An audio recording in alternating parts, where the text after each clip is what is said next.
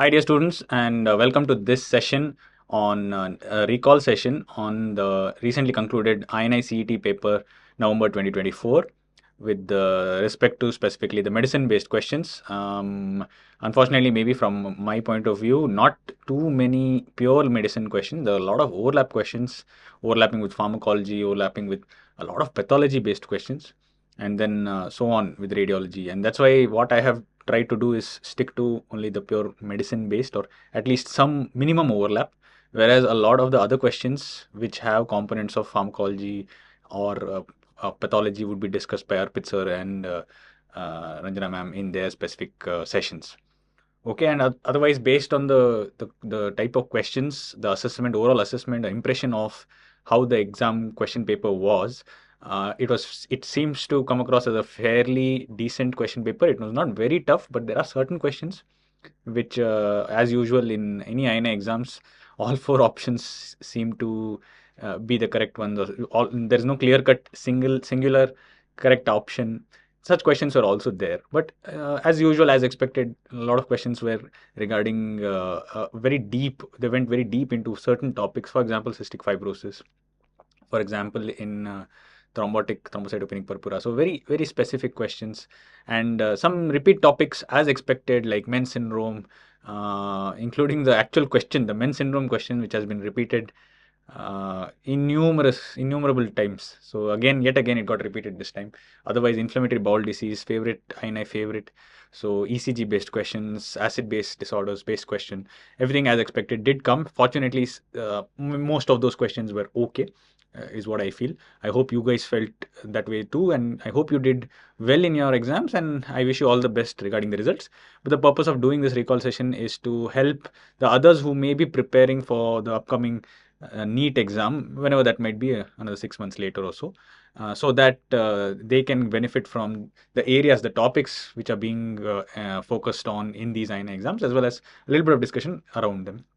So without wasting too much of time, let's get straight on with the discussion regarding the questions themselves, and starting with a disclosure that these are based on recall. In fact, there's one question where I didn't even get all the options. There are some places where I have filled in the options myself, because for example, certain questions, the answer was just too obvious. So whichever students I spoke to, I have not been able to recollect the other options at all. It was too obvious that they chose that answer, and therefore they remember only that option.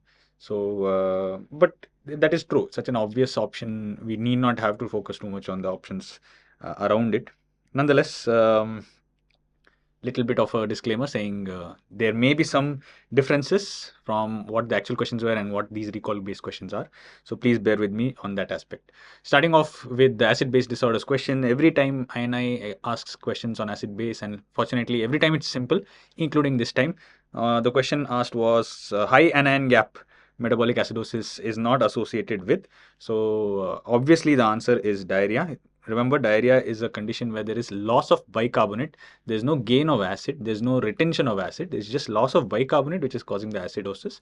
Therefore, it's a non-anion gap metabolic acidosis. So, diarrhea is a non-anion gap metabolic acidosis. Therefore, the correct answer is this. But looking at the other options, acute renal failure, yes, there's going to be failure to excrete organic acidic anionic acids, and therefore there's going to be high anion gap metabolic acidosis. So this is definitely going to be associated with AGMA and not the right answer. So oliguric generally has more tendency to develop or faster tendency to develop high anion gap metabolic acidosis more than the non-oliguric forms of AKI. Likewise, even in CKD, the acidosis tends to develop in stage 3. That time it is NAGMA, but once the CKD enters into stage 4 and beyond, 4 and 5, then it becomes HAGMA. So that's a well-known fact. Diabetic ketoacidosis. Obviously, keto acids are accumulating, so this is also a condition where there's going to be high anion gap metabolic acidosis. Inborn errors of metabolism. Although, even if you didn't know, this is a cause of metabolic acidosis in pediatrics. So, children who are presenting with unexplained metabolic acidosis, you can consider, very young children, you can consider inborn errors of metabolism, including the accumulation of methylmalonic acidemia, or propylthionic acidemia. So although this may or may not be known to you, but this option itself is so obvious that you would have not had any difficulty in choosing that diarrhea definitely is not a cause of high anion gap metabolic acidosis. So remember, anion gap is the difference between the sodium minus the sum of chloride plus bicarbonate, and normally it should be somewhere maximum of 12, but average of 10 is what we take it as. So average of 10, and when it exceeds this 10, we call it as high anion gap metabolic acidosis. The one cause among those listed here that doesn't produce it is diarrhea. Okay, likewise renal tubular acidosis also does not produce high anion gap metabolic acidosis. You all know this, right? So fortunately it was not a very tough question. I hope you agree. Next question was endocrinology. Carney complex includes all except. So slightly tough, but expected. And you should know questions in and around men's syndrome and autoimmune polyendocrine syndrome can definitely be asked. And certainly Carney complex comes close to multiple neoplasms involving endocrine organs, and that's why it's called MEON, right? So multiple endocrine and other organ neoplasias. So MEONs should be you should be focusing on these MEONs, which includes diseases like Carney's complex, which also includes neurofibromatosis, which includes Cowden syndrome, which also includes so if I had to list it out, neurofibromatosis, Cowden syndrome, also Carney's complex, also you can have McCune-Albright syndrome. So all these are genetic disorders where there is which are characterized by multiple organ neoplasias with other neoplasms also. For example, in the case of Carney complex, the endocrine neoplasms that occur include the pituitary and the Cushing's, that means the adrenals.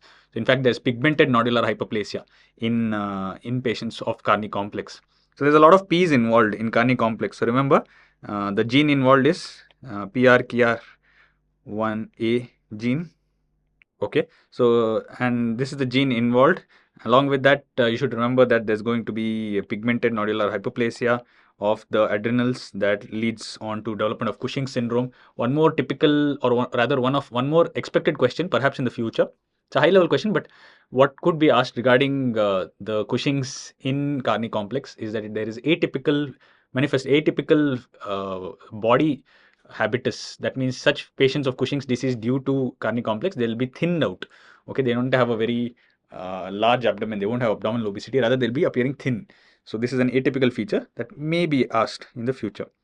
Okay, otherwise pigmented skin lesions, that's cafe aulate macules. These can be seals. That means lentigenes. And then you can also see plop.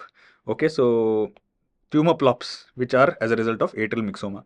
So this is the other malignancy that can be associated apart from the endocrine malignancies, including the pituitary and the adrenal. So in pituitary, acromegaly is quite common. So which is why in the given options, atrial myxoma definitely is seen, acromegaly can be seen, Nevi can be seen. Epstein anomaly, not a typical accompanying feature of Carney complex, which is a MEON syndrome. Okay. So slightly tough, but not unexpected and purely fact-based. So you have to just, it's recall. You need to have memorized all this for you to be able to comfortably answer this. Even otherwise, Epstein anomaly as part of MEONs, you should be sort of aware. It doesn't occur in any of the MEON syndromes. Okay, so next question in endocrine was meant to be syndrome, which is not present. So meant to be syndrome, this particular question has been repeated so often. And remember, it's all about medullary tumors, and the medullary tumors may arise from the thyroid. That means medullary carcinoma of thyroid, or it could arise from the adrenals. So adrenal medulla tumor is pheochromocytoma, correct? So this is typical for not just meant to be, but also meant to A. In addition to these, there's going to be medullated corneal fibers and accompanied by these other two M's. Okay, that's mucosal neuromass and Marfanide habitus. Megacolon used to be considered as a typical feature also of meant to be, but now there's a lot of debate. Megacolon may be more common in meant to A syndromes rather than meant to be. But at least these three M's, the medullated corneal fibers, mucosal neuroma, and Marfanoid habitus, in addition to the medullary tumors arising from thyroid and adrenals, definitely these comprise the meant to be syndrome. Parathyroid, on the other hand, is not a part of meant to be. In fact, parathyroid adenoma can be a part of MEN 1, MEN 2A, and MEN 4, but not of meant to be. So that is why every time this question is asked, and hopefully you would have focused on PYQs and had no trouble in answering this question. Meant to be syndrome, red gene mutation, right? So the problem is with the red gene, and involving chromosome number 10.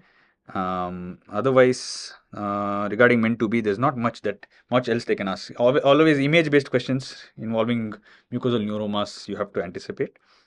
Otherwise, quite straightforward, I hope.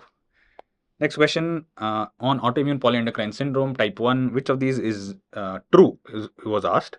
And this is where I could not get options. The students could not recollect the options because this first option is just so obvious. Therefore, that is the right answer. Type 1 diabetes is rare in, this is autoimmune polyendocrine syndrome 1. Okay, whereas type 1 diabetes is common in APS 2, along with the thyroid and adrenal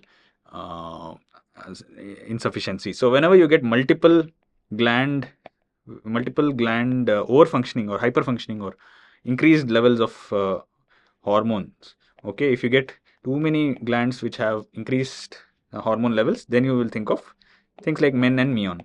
Whereas if you get multiple glands having hypofunctioning, you will think of autoimmune polyendocrine syndrome, apart from other similar syndromes like POEM syndrome and all that. So APS 1, APS 2, the difference is type 1 diabetes is a component of APS 2. APS 1, definitely not autosomal dominant inheritance, it is recessive.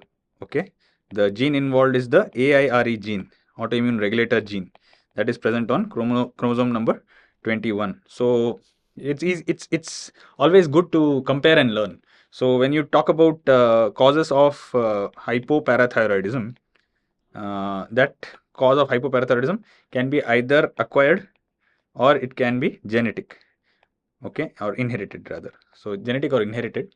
When you talk about the inherited causes, either you can have the catch-22, that is DiGeorge syndrome. In catch-22, 22 is the chromosome number, right? Or you can have APECD.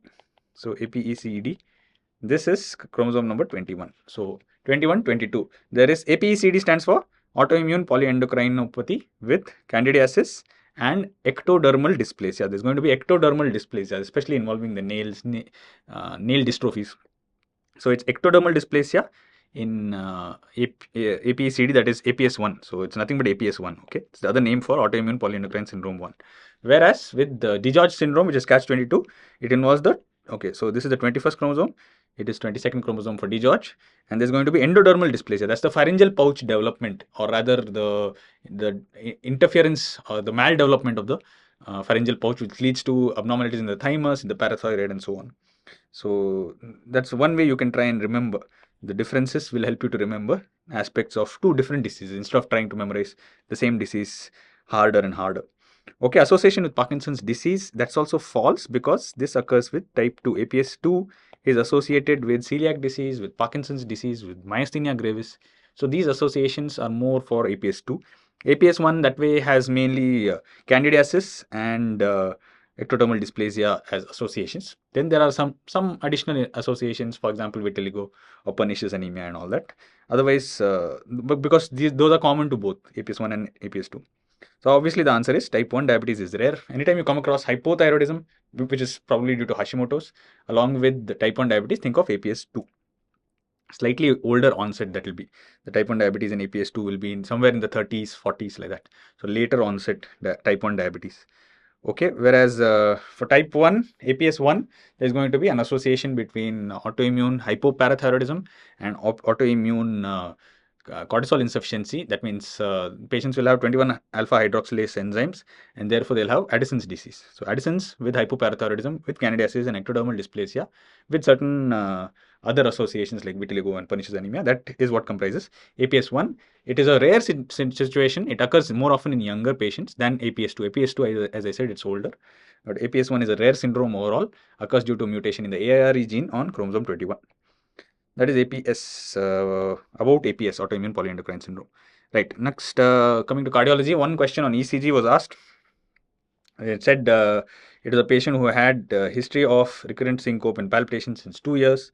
ECG was taken and it revealed epsilon wave. So it's, you'll have to help me out on this. Was the mention of epsilon wave there in the question itself, or were you expected to try and make it out? You can be forgiven, I feel, for an undergraduate. However, whatever be the level of the exam, even if it is INI-CET, to be expected to try and make out the epsilon wave on just on ECG is not perhaps entirely fair. So that is why I think I agree with those students who say the epsilon wave was mentioned, even though the ECG was displayed, but the epsilon wave was mentioned. The moment they mention the epsilon wave, it means the diagnosis must be arrhythmogenic right ventricular dysplasia. So that is the correct answer, especially with this kind of a history. So if a patient, this is the second most common cause of sudden cardiac death among athletes. The most common cause of sudden cardiac death in athletes is HOCM. However, the ECG in HOCM would have shown left-sided leads displaying deep symmetrical T-wave inversions. Left-sided leads meaning 1 AVL and then V4 maybe, and V5, V6 for sure, maybe not V4, but V5, V6. So these would have shown deep symmetrical T-wave inversions. That would have been more typical of HOCM. To make a diagnosis of HOCM purely based on ECG is so difficult. So unlikely that that could have been considered as an option. Brugada syndrome will definitely be obvious by the type of, they had asked this in the May INI 2024, they had asked Brugada syndrome. They had given the history of a young boy who in the sleep had developed agonal breathing. He was brought to the emergency having been found to have agonal breathing in sleep. So if a person has cardiac arrest, or if the patient is having an arrhythmia, like a malignant arrhythmia, like a ventricular tachycardia, during sleep, during fever, then definitely you should think of Brugada syndrome. And the kind of ST elevation will be like coving, so hyperacute or rather hyperconvex. So if this is the, rather let me show it like this. If it like this is how it would have been. Very hyperconvex type of, if this is the T wave, or rather this is the QRS, and this would have been the T wave. Okay, it would have been quite obvious.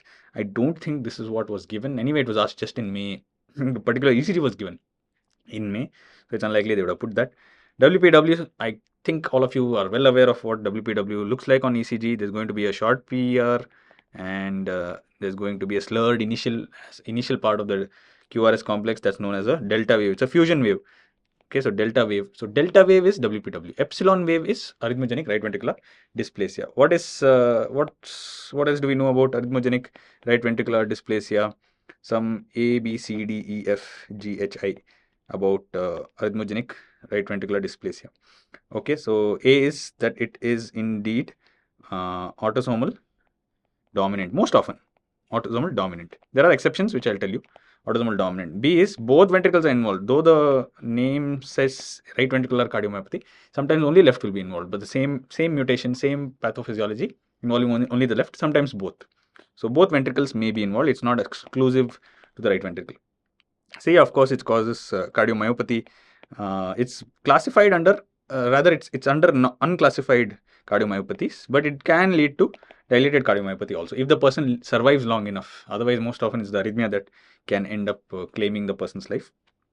D is standing for the actual mutation in the desmosomal protein complex. Desmosomal protein complex. E is for the epsilon wave. F is for the fibrofatty replacement of myocardial tissue. G is for both gene is desmoglein, and also for I'm sorry, if the, G is for the gene, that is desmoglein, and also for gadolinium enhanced MRI, which is the investigation of choice to make the diagnosis. H would be for hyperkeratosis and hair. So this is the type of ARVCM, ARVCD, or rather ARVD, which is not associated with autosomal dominant inheritance. The hyperkeratosis and woolly hair being woolly. Okay, I'll put it here. I think I may be coming in the way. That's why I'll write it here. Woolly hair and hyperkeratosis of the palms especially. This is associated with the type of ARVD, which is having an autosomal recessive inheritance.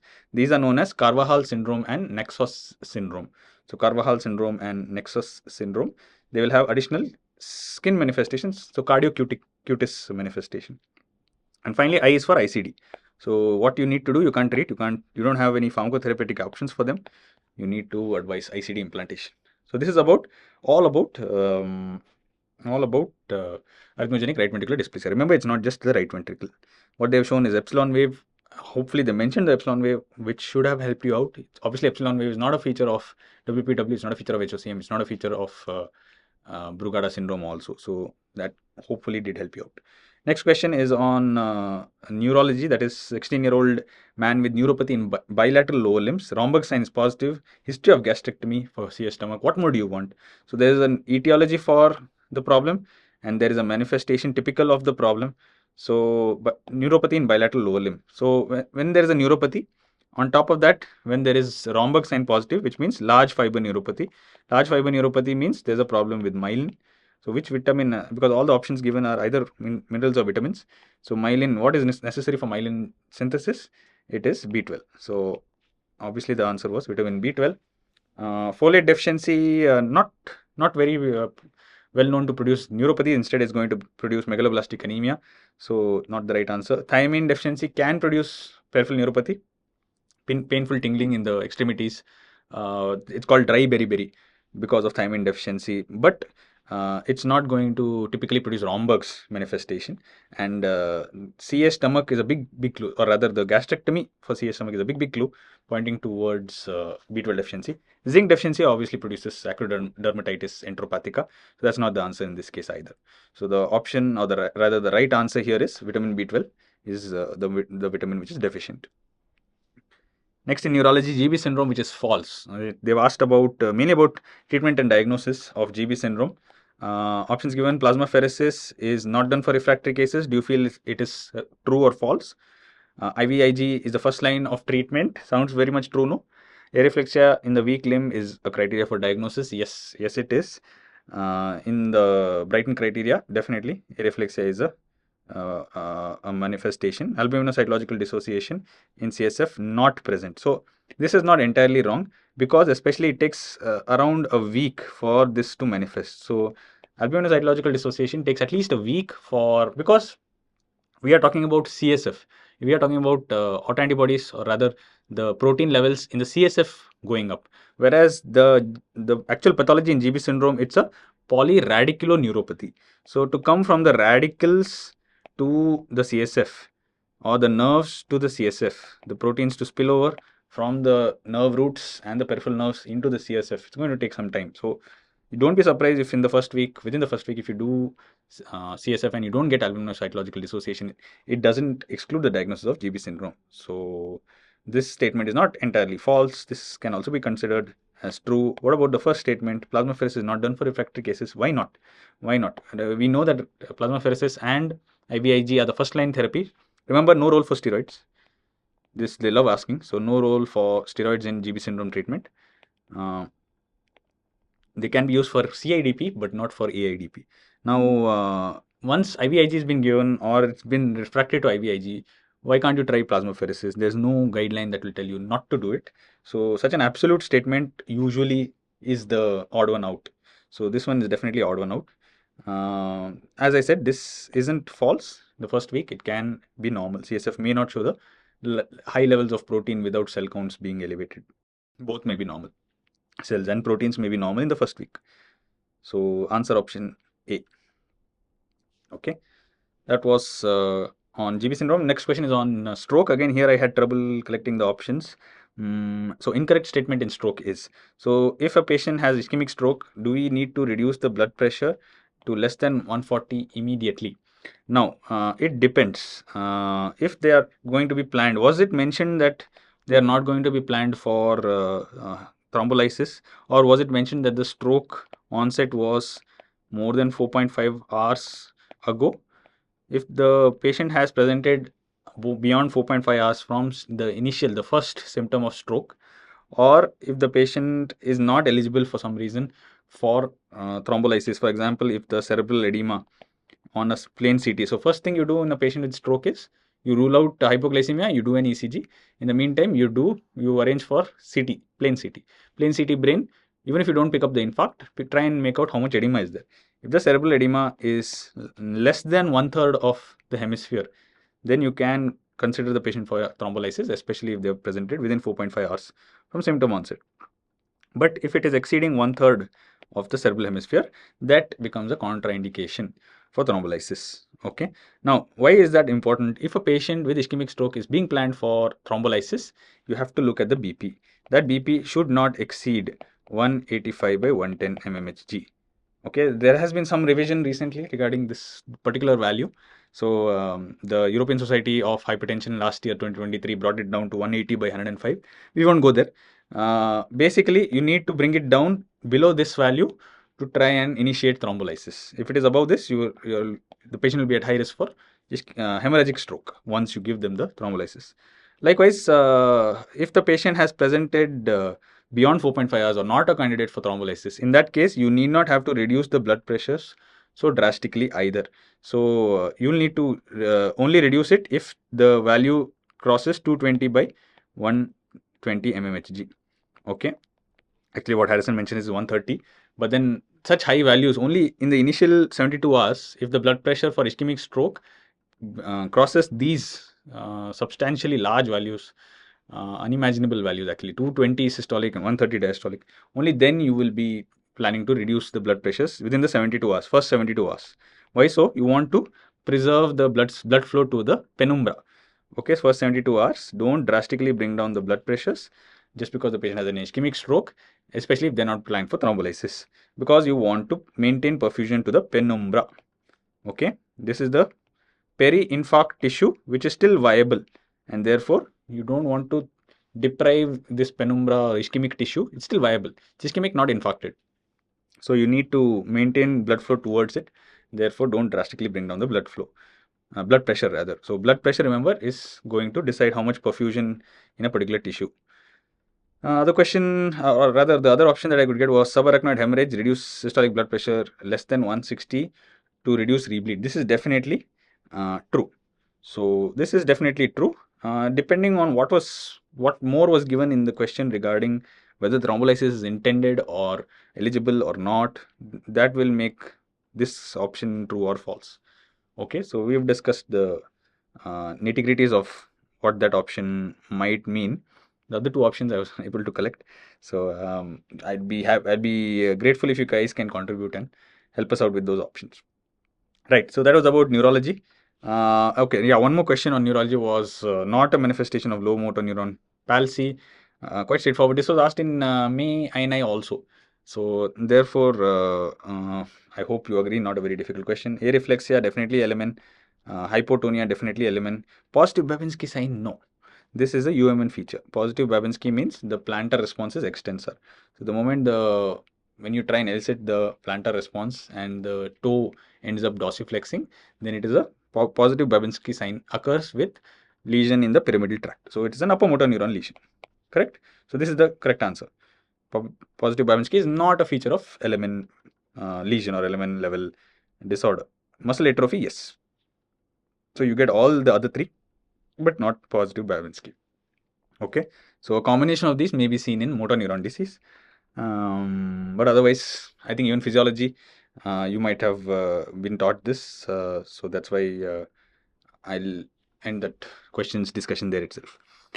Okay, so which of the following is a false statement? Antigliadin antibodies are present in celiac disease? Yes. In fact, they are used for diagnosis. So very important. Anti-tissue transglutaminase, definitely important. In fact, one of the first tests to be done when suspecting celiac disease, if any patient gives that history, or it may be typical celiac or atypical celiac, but if you're suspecting celiac disease, you will go for one of these two antibodies, most often anti-trans tissue glutaminase. And diagnosis based on antibodies, yes, this is partly correct. It's not exclusively on antibodies. You also have to rely on the biopsy, and you need the biopsy to try and see if the patient is responding to gluten-free diet. So partly correct, certainly not wrong. So the question is, what is false? And the fourth option is HLA-DQ2 and DQ11. That is wrong because it is HLA-DQ2 and DQ8. Correct. So definitely we found the wrong option right at the bottom. But otherwise, celiac disease, it is diagnosed by a combination of autoantibodies and biopsy. So because biopsy, both have their drawbacks. If antibodies may be positive, but the patient may not go on to develop celiac disease, at least with regards to the intestines. Whereas the intestinal histopathology that you get on biopsy of patients with celiac disease, the same picture may be evident even in tropical sprue. So, including the flattening of villi, the intraepithelial lymphocytes. So, that's why you can't rely on one exclusively. You need a combination of both. So, likewise, there was a question on pheochromocytoma also. So, the question was which one is the first step to do. So, one way you have to diagnose, you have to try and gather evidence for there being a catecholamine producing or rather catecholamine excess state.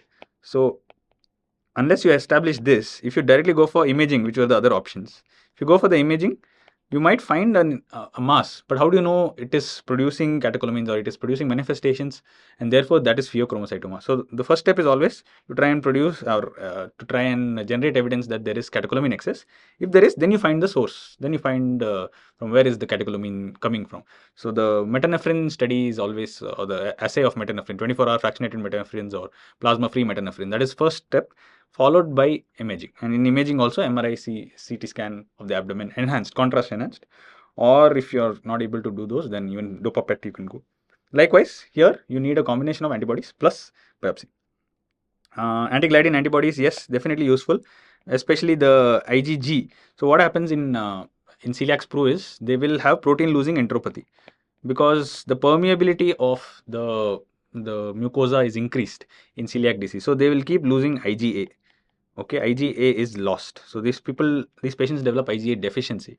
And when we try and do antibodies for anti-trans tissue glutamase or tissue transglutaminase, or we do anti-endomysial and antibodies, we check for the IgA. Okay, and what if the patient is losing all these IgA through the gut as protein losing enteropathy? So then we end up having to rely on IgG, anti-deamidated gliadin antibodies. So this is very useful if a patient has developed IgA deficiency, which can happen because of protein losing enteropathy. Beyond that, anti-endomysial antibody is the most specific. Anti-endomysial is the most specific in celiac disease. Okay, but we don't generally pursue anti-endomysial. Instead, we go for anti-trans tissue glutamine or tissue transglutaminase, and if not, if the patient has IgA deficiency, then anti-gliadin antibodies. Okay, so this hopefully you guys got it right.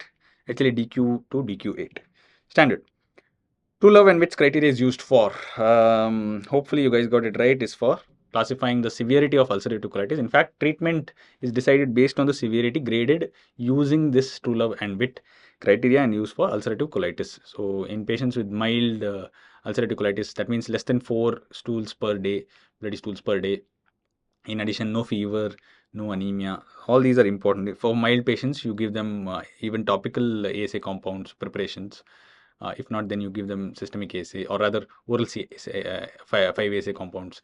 And then if still not responding, then you go for steroids or other add-on therapies. So it's important to classify the severity. And for that, we use true love and wits criteria for ulcerative colitis.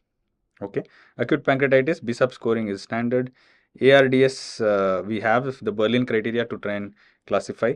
And then encephalitis is a very non-specific entity. Okay, which encephalitis are we talking about? So basically the answer for true love and which criteria for classifying or grading the severity of ulcerative colitis. That's what its purpose is for. Multiple parameters. Okay, JAK inhibitor for moderate to severe ulcerative colitis, which is not responsive to TNF alpha inhibitors. Among the options, hopefully, if these are correct, or even if these are not, whatever options were there, you were able to make out that there was only one which was a JAK inhibitor, and that is tofacitinib. It might have been baricitinib also. So tofacitinib is the JAK inhibitor, which can be used for rheumatoid arthritis, can be used for ulcerative colitis, and they have mentioned not responding to TNF alpha inhibitor. So that's why these are small molecules. These are known as small molecules. So they can be used for both IBD and rheumatoid arthritis. And etanercept is anti-TNF alpha receptor. So that's why once they are not responding to TNF alpha inhibitors, definitely etanercept may not be the best choice. So anyway, it's not responding to the receptor also. It probably not respond. Ustekinumab, anti-interleukin 23, and then vedolizumab, that is anti-integrin antibodies. So these are not JAK inhibitors. So once they have asked for JAK inhibitors, you have to go for only one answer. I mean, among these options, tofacitinib. Okay, so or baricitinib. That could also have been one of the options, but most students said it was tofacitinib. Okay, and then the next question is on nephrology. KDIGO EGFR when the patient has reached CKD stage 3B. What is the EGFR? Is it 15 to 30, 30 to 44? Actually, the answer obviously is 30 to 44. Okay, so it's in decreasing order, no? So when it is above 90, but with risk factors, then it's considered as CKD stage 1. So 60 to rather 89 will be stage 2. So these are generally asymptomatic, no problem. But one needs to watch out because the next stage they will actually enter proper CKD. CKD definition itself is EGFR less than 60 for more than 3 months. But then when staging the CKD, we have these additional 2 stages to try and give us a buffer of being able to be prepared to act. So if you find out what is the reason for the progressive decline in GFR, for example, NSAID use, for example, prostatic hyperplasia, if you are able to find out, figure out what is it that is causing the decline in GFR, we can address it. Okay, and then once it comes below 60, then it becomes CKD stage 3. In that, 44, sorry, 45 to 59 is considered stage 3A, 30 to 44 is considered stage 3B, and then 15 to 30 is stage 4, and below 15 is stage 5, which most likely will end up with ESRD. Okay, so stage 3 is when most of the complications actually start, and that's why the CKD definition is when the GFR comes below 60. So most complications, including mineral bone disease, vitamin D deficiency, and anemia, hypertension. Anemia may start slightly earlier, that means in stage 2, but otherwise by stage 3 definitely they'll have anemia. And very importantly, drugs, medications you have to be careful, especially metformin. So with regards to metformin, this stage 3A, B is important. Metformin, as long as the patient is up to CKD stage 3A, it's okay, you can continue. Once they reach stage 3B, if the patient is already on metformin, then you have to halve the dose and continue. If the patient has not been on metformin or he's newly detected to have diabetes, but at diagnosis itself, patient has CKD stage 3B, then in that case, metformin should not be introduced. And once they enter into stage 4, even if they're on metformin, it has to be stopped, totally stopped, because risk of lactic acidosis. Metformin produces type B L-lactic acidosis. Okay, so I hope this was not difficult for you guys. And one final question. Yeah, this is the question where this is a real test. If this is the question and these are the options. Not a manifestation of TTP, thrombotic. It has in its name thrombotic thrombocytopenic purpura. So obviously you are going to expect that this must be having thrombosis and there must be thrombocytopenia also. And unfortunately, these two are definitely the options which are given. What are the other two options? Renal failure, TTP. In the pentad of TTP, renal failure definitely is a feature. And microangiopathic hemolysis. Yes, because there's going to be microvascular thrombosis. There's going to be small vessels because of the ADAMTS13 causing all the havoc. It's or rather the deficiency of ADAMTS13 and antibodies mediated against ADAMTS13. So we have two types of TTP, right? We have the congenital TTP and we have the where there is a deficiency of ADAMTS13, and then we have the immune TTP. So there's an ITP and an ITTP, right? So here there is antibody directed against the ADAMTS13. ADAMTS13 is what keeps in check the large multimers of von Willebrand factor. Now, if the von Willebrand factor is going to go, it's going to run amok. It's going to cause thrombosis everywhere, especially the small vessels. Then in that case, first there's going to be thrombosis, followed by hemolysis and consumption of platelets leading to thrombocytopenia. This is what we expect in TTP, correct? What is the pentad? It is ADAM-TS. Okay, actually, these are 6 things, but anyway, A is for anemia, that is microvascular or microangiopathic hemolytic anemia. D is for dysfunction of the kidneys, that means acute kidney injury, so renal dysfunction. Or rather, A is for acute kidney injury, D is for delirium, AKI and delirium. So that means there's going to be neurological manifestations. M is for megakaryocyte numbers being low, so low megakaryocytes. Okay, and then T is for temperature, that is fever, and S is for skin, that is purpura. So these are the typical manifestations expected in TTP. Okay, to an extent, you can say renal dysfunction is not prominent, but it can definitely occur. It's definitely not unexpected. It can happen in TTP. A lot more neurological, but you can't exclude renal failure. So where do you put this down to? Unless they had said macrovascular thrombosis. If they had said macrovascular thrombosis, then you could have chosen that as an answer, because macrovascular thrombosis doesn't occur. It's the microangiopathic thrombosis, microvascular thrombosis. Prominent renal failure, or maybe renal failure. In fact, TTP, it can lead to very rapidly progressive renal failure, right? So we've had cases who have landed with who are normal, who are healthy, and landed with CKD just because they developed TTP. Okay, it can destroy the kidneys. RPRF, rapidly progressive renal failure, under which comes rapidly progressive glomerulonephritis also. But one of the causes is TTP also. So you can't HUS TTP generally it's said to be. So there has to be some tweak in the options or some tweak in the question. Something else might have been asked. Um, Unfortunately, I could not figure out. Multiple sources said the same questions, same options. Okay, there was no deviation among all the students whom I spoke to. So it's difficult. If the question is exactly how, I mean, this is how exactly the question was. You have to choose between renal failure and macrovascular thrombosis. Clearly, if it is macrovascular thrombosis as an option, this is the correct answer. If not, renal failure, it's not the best answer. Okay, so unfortunately, I'll have to leave it at that. This is a controversial question. At least for the time being. Maybe with time, the options will become clearer. For you guys, what do you need to know? So, patient has TTP. It can be immune. There can be autoantibodies directed against it. What is used for treatment is caplacizumab. Caplacizumab is directed against actually von Willebrand factor, but it is used for immune thrombotic thrombocytopenic purpura. And then you have to remember the pentad. You have to remember it being a cause for rapidly progressive renal failure. Yeah, these are the important aspects about TTP. Okay, with that, I'll conclude my session on the medicine questions recall for INI-CET 2024 November. Please do check out the app, the Manipal MedAce app, designed especially for helping you guys to crack these entrances. The upcoming NEET, so those who have done well and who will go on to secure your dream seats in the INI institutes, congratulations to all you guys. Those who right now may be feeling that they've not done as well as they would have wanted to, don't be disheartened. NEET is going to come, and you need to up your preparations for that. And we'll be there for you guys all the way. So do check out the app and allow us to help you guys in your preparations and ace your exams.